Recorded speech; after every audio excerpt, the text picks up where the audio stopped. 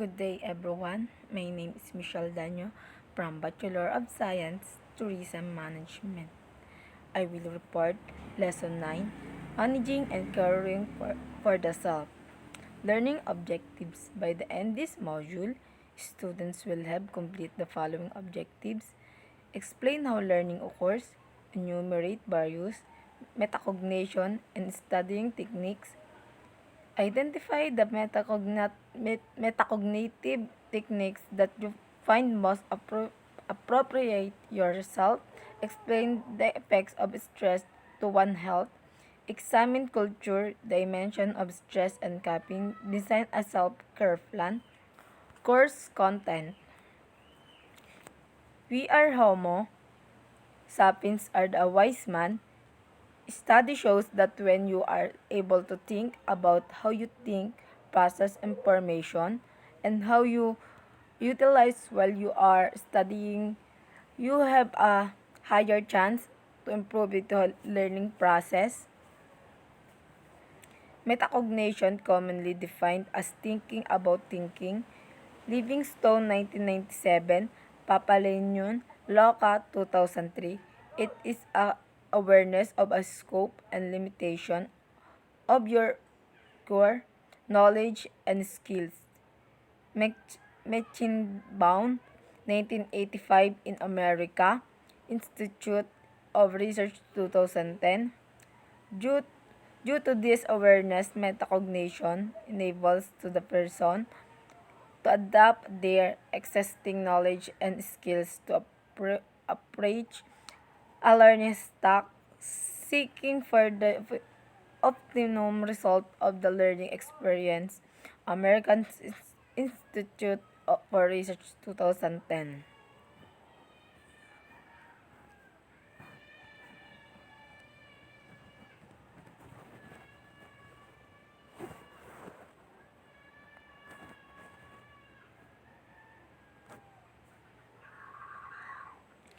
As since from the above mentioned definition, metacognition basically has two aspects, two appraisal and self-management of cognition. Paris and Winogrand 1990 and Papalenion Loca 2003.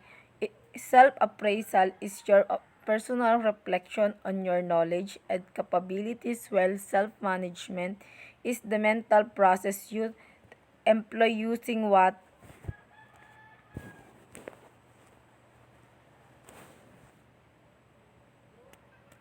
you have a planning and adapting to successfully learn how to accomplish a certain task. Paris and Wignoland 1990, 8 Papalenion Loca 2003.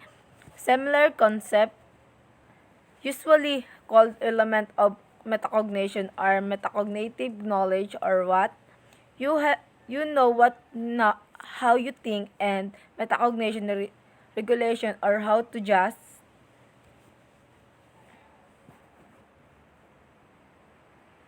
Moving to, according to Waterloo Student Success Office, the following are the other skills that can help you in exercising metacognition. Knowing your limits. Knowing your limits also looks at the scope and limitation of your resources so that you can work with you have at the moment and look for your ways to scope with other necessaries. Isang halimbawa ng pangalan ng iyong limitasyon ay ang pagmamaneho ng sasakyan. Pupunta sa stop sign.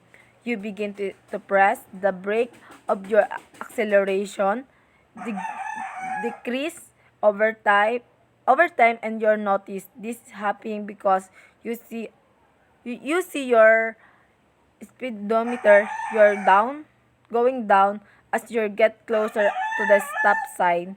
You work to adjust the rate at which your speech is falling to ensure you will stop at the right stop. Unti-unti mo malalaman na ang pagbabago na iyong pagtakbo unti-unting bumababa. Nagsisimula kang bumagal at to the point na nahihirapan ka nang makita ang iyong bilis. na ngayon ay bumaba. Modifying your approach. You might want to read and read a page of 5 minutes interval instead to trying to finish the material in one sitting on your want to make a summary or code for yourself instead of using keywords and highlighting section of what you are reading. For example, the moment you accept the fact of the life of nothing more but a revolving cycle of season is a moment you can start proactively working through this change and modifying your approach. When you start asking better question, this challenges you to start thinking differently about what you are doing or thinking most. However, be flexible, adaptable, and moldable to the changing condition of your life. Matuto tayong mag-isip ng tama, maging creative, at higit sa lahat, tumuklas ng kakayahan na magagamit sa oras sa pangangailangan. Sa madaling salita, maging mapamaraan sa ganitong paraan, may ilagay mo ang iyong sarili sa posisyon kung saan magagawa mo ang higit sa lahat ang iyong kahirapan. Skimming. These techniques work best when you want to get an idea about the context of a reading materials when you are trying to read through several materials in a limited time frame or when you are want to focus on certain details among others. In addition to reading for the main idea and the key details in the introduction and body paragraphs, halimbawa na lang ng isang manunulat na masaya sa paggagawa ng mga makukulay na kwento, nilalarawan ang bawat lugar at tao sa kwento at the purpose of often is to poke fun and society and social custom. Rehearsing. One of the fun ways to do this is by imagining yourself being interviewed about your task. As you try to convey what you have learned from the resources, you also insert your opinion, other personal take on the matter. Just be sure that your key concept are well understood and are still aligned with the source material, even the multiple rehearsals. Rehearsing. Repeated rehearsing skill in order to gain professionally. This improve your knowledge base, helping you make better choice. Self-test. And the last self-test. As the name implies, in this trying to test your comprehension of your learning experience or the skills you have acquired during learning. While some materials already come with tests like this book, you can still test yourself. You can make it essay, question, or definition of terms. Test while you are reading or watching and material you can challenge your completing and successfully maybe in a given period of time. In the real life example, we can create tests for us ourselves. You can make essay, question, or identification to learn. Tests while reading or watching in help student improve to performance. Going to other tips you can use in studying are the following Queensland University of Technology Library. Make an outline of the things you want to learn, the things you are reading or doing, and or the things you remember. Break down the tasks in small and more manageable details. Integrate variation in your schedule and learning experience. Change reading materials every hour and do not put similar topics together. Studying English then mathematics instead of English then Filipino together. Also include physical activities on your planning. Try to incubate your ideals. First, write your draw without doing the much editing. Let the ideas flow, then leave your draft at least overnight or around 24 hours. Some even do not look at it for a week and do not something else after given period. Go back to your draft and or prototype and you may find a fresh perspective about it sometimes. During incubation, you suddenly have ideas coming to you. Write them down and note in a notebook. First up, do not integrate them into draft.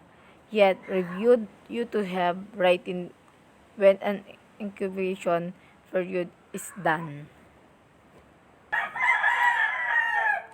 Revise, summarize, and take down notes. Then reread them to help you minimize cramming at the last minute, es- especially when you are having a weakness and memorizing facts and data. Some people are motivated when the deadline is very close. Tomorrow, for instance, and they just review at the day before some evaluation on or exercise. If you are kind of person, you may still motivation yourself and have a feeling on urgency at the last time, but using the aforementioned techniques you're claiming need to be desperate attempt to learn but only as way to energize your brain as you make final review to, of the things you have already been studying for a week so before. Engage what you have learned. Do some do something about it in a reading materials, for example, highlighting keywords and phrases. Write your opinions about the matter on a separate notebook or create a diagram or concept map. Someone people also learn best of copying the key paragraphs word for word. You may want to look for other definition, compare the or contrast material. Use your new knowledge during discussion just to something about it. Stress.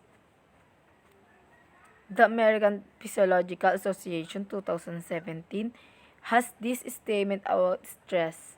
Stress is often described as a feeling of being overhead. Word is run down. Stress can affect people or all age, genders, and circumstance and can lead to both physical and physiological health issues. By definition, stress is any uncomfortable emotional experience accompanied by predictable biochemical, physiological, and behavioral changes. Some stress can be beneficial at the times, producing at the both of the provides and the drive and energy to help People get through situations like exam or work deadlines. However, at extreme amount the stress can have health consequence at adversely affect at the minimum cardis ano cardiovascular no, neu- neuroendocrine and central nervous system. Since stress is inte- inevitable to life, we have to learn how to handle and cope up with it. More so have an unfamiliar with others' approach to have a healthy lifestyle, which is a self-care. Worrying about something not having much or any control over the outcome of a situation, having responsibilities that you are finding overwhelming, not having enough working activities or changes in your life. Stress and human response. The American Institute of Stress has distinguished different types of stress and the human response to the Hans Sale defines stress as the body non-specific response to any demand, whether it is caused by the result in pleasant or unpleasant stimuli. You, you, stress is daily life that has positive connotation such as marriage, promotion, baby whining, money, new friends, and graduation. One of one of other hand, distress is stress in daily life that has negative connotation such as ne- divorce, punishment, injury, negative feeling, financial financial problems, and work difficulties. Mo- moving to alarm stage. No. Uh, Stress and human responsibilities when you feel treated your nervous system responds and releasing a flood of stress hormones including adrenaline and cortisol, which rose in body or emergency action and or next found faster muscles and heightened blood pressure rise and breath quickness and your sense become your sharper. Ay. The alarm stage. The alarm stage represents a motivation of the body defense force. The body is preparing for the fight or flight syndrome. This involves a number of hormones and chemicals excreted at high levels as well as increase in heart rate, blood pressure, perspiration, and respiration rate among others. The stage of resistance. The body becomes adapted to the challenge and even begins to risk. It is a length of this stage and resistance is depend upon of the body, innate and stored. Adaptation energy reverse and upon and intensity of pressure. Just as any machine wears out even if has been properly maintained, a same thing happen in living organism. Sooner and later become a victim of this contact where until process, the acquired adaptation is lost is of the individual in subject and still greater exposure to the stressor of organism and then enter into the third or final stage. Exhaustion stage, the body dies because it has used to it resources and adaptation energy. Thankfully, few people ever experience this last stage. Stress diseases are maladies called prepans- principally of errors In a body general adaptation process, they will not occur when all the body regulatory process are properly checked and balanced.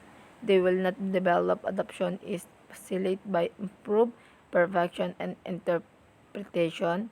The biggest problem with the relaying of general stress syndrome and facilitated by improved perfection and interpretation. The biggest problem with derailing and general stress syndrome and causes disease is absolute excess deficiency or disequilibrium in the amount of adaptive hormones. The stress response begins in the brain when someone confronts is coming in car or the other than the danger. The eyes or ears or both send the information to the amygdala in area of a brain and contributes to emotional process.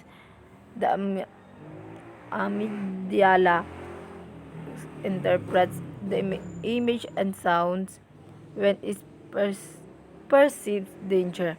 It instantly sends a distress signal to be hypotenuse health process.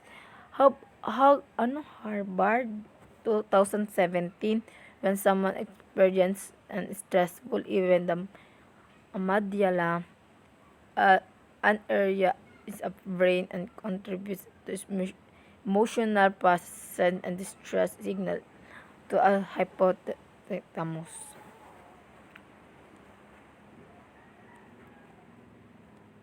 A hypothalamus is a bit like a command center.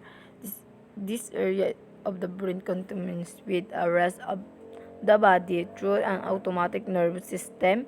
With contrast, involuntary body function like a breathing, blood pressure, heartbeat, and the dilatation or constriction of your blood, blood vessels, and small airways in the lungs called bronchs. Autonomic nervous system has two components and sympathetic nervous system and parasympathetic nervous system. The sympathetic nervous system function like a gas pedal in a car. A tiger's of fight or flight response, providing the body with a brush or energy or that you can respond to receive dangers. Techniques and counter chronic stress. Relaxation response. Dr. Herbert Benson, Direction Emeritus of the Benson Henry Institute for Mind Body Medicine and Massachusetts General Hospital has deployed much of this career and learned how to people can counter the stress response the using combination of approaches and editing and relaxation response. Physical activity, people can use exercise to stifle and build up stress several ways. Exercise such as taking a rest, work shortly after feeling stressed not only depends on breathing but also help relieve much tension. Moving therapies, much as a yoga, lachi, and quick kong combined with flowed moments with deep breathing and mental focus at of which can induce calm. Social support, confidants, friends, acquaintances, co-workers, relatives, spouses, and companions all provide and life-changing social net and men increase longevity and not it is not curl while but the buffering theory holds that people who enjoy your close relationship with family and friends receive emotional support that indirectly helps and sustain them at the times of chronic stress crisis. Self self care therapy. Stop, breathe, and tell yourself, "This is hard. I will get through this one step at a time." During an unexpected event or crisis, we are faced with dealing with a new reality and takes time up to incorporate what happened into your our body lives. Acknowledge yourself what you are feeling. All feeling are normal. So accept whatever you are feeling. Once I recognize name and accept your feelings, you feeling less out of control. You can then find a comfortable place to express your feelings.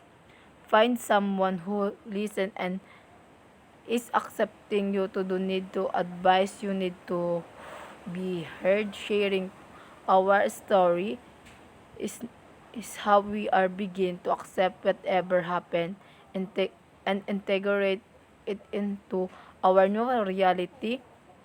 It may be that you just need to let you go at your expectation and how things should be, and talking about your feelings and beliefs is the beginning. So that process, maintain your normal routine such possible, making everyday decision, deciding to get dressed, doing the dishes, or going to work gives you a sense of control and feels comforting as its familiar activity. Allow plenty and time for tasks. You will be as productive as you normally are. Accept how you much you are able to do right now and recognize I will not be this way forever. During periods and extreme stress, pro- prolonged stress, or after an crisis, your ability to concentrate and focus and talks and destination, and it will take and time your concentration to, to return. So give yourself extra time and be gentle, accepting yourself and what you can do. Take good on yourself. Remember, get enough rest and sleep. Sleep is at 6 hours and no more than 9 hours. Huwag daw po matutulog ng 9 hours. Dapat daw po ay 6 hours lang. If you are having difficulty sleeping, listen to peaceful slow music or do not process and relaxation before you go sleep. Sleep helps our body health and stress our in- immune system. Eat regularly at the make healthy choice. Skipping meals, particularly breakfast, contributes to fungi, mood swing, and for concentration. Healthy food choice. No height and simple sugar. Maintain blood sugar level, energy, and concentration of the body. Know your limits and when you need to let go someone problems and beyond our control. If something cannot be changed, work at accepting it for what it is. Identify the create nurturing and place at your home, rocking chair, a nice view, and something music, importance com- components and nurturing place. Practice regulation and meditation. Go to your nurturing place and listen, guide the relaxation types through times spin and meditation or praying allows your mind and body slow down and let go the stress. Escape for a while through meditation, reading book, watching movie, and talking short trip. Self compassion therapy. Self compassion, it is being warm and understanding toward ourselves when suffering, fail and feel inadequate rather than pla- plating of ourselves with self-criticism. Self-compassion praises. Self-compassion praises when feeling stress and emotional pain. Paraphrase when you are caught in a traffic jam. Are you going with a loved one? Self-compassionate letter. An example of compassionate exercise is the self-compassionate letter. This exercise has been used in therapeutic programs. Below are the steps in doing at this compassion letter exercise and provided by NF 2012. Confidently describe the problem that tends to make and feel bad about yourself, such as the physical flow and regulation problem, or faithful and at work or school. Note what emotions comes shame, anger, sadness, fear as your right. Next, thing is an imaginary friend who are unconditionally accepting and compassionate, someone who knows all your strengths and weakness, understand your self-history, your current circumstance, and understand the limits and human nature. Finally, write a letter yourself for from the perspective what you want your friend and say about your respective problems. What words you would he or use to convey deep compassion what you want your friend remind you you are only human if your friend were to make a suggestion, how would they reflect conduction understanding? When you are done writing, put in letter for the while come back and letter, then read the letter again, letting the word skin and allow settings to be suited and composed. Less stress and care more. We should to be control of the stress that comforts us every day. Otherwise, when we are overwhelmed by stress, it can be detrimental to our health. Self-care, self-compassion are two ways positively comfort stress. We should love and care for ourselves more and more each day. Thank you.